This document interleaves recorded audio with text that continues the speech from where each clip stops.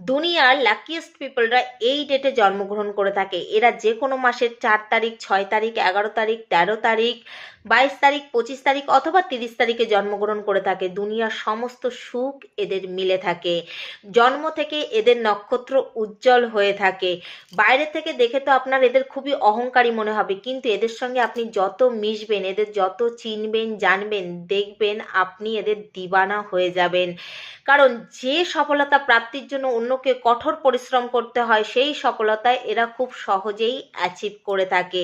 পয়সা হোক, ভালোবাসা, সম্মান অথবা খুশি এদের জীবনে ধীরে ধীরে আসে ঠিকই, কিন্তু যখন আসে ছাপ্পর ফারকে আসে। এরা যাদের লাইফে থাকে তাদের কিসমতকে একদম পরিবর্তন করে দেয়।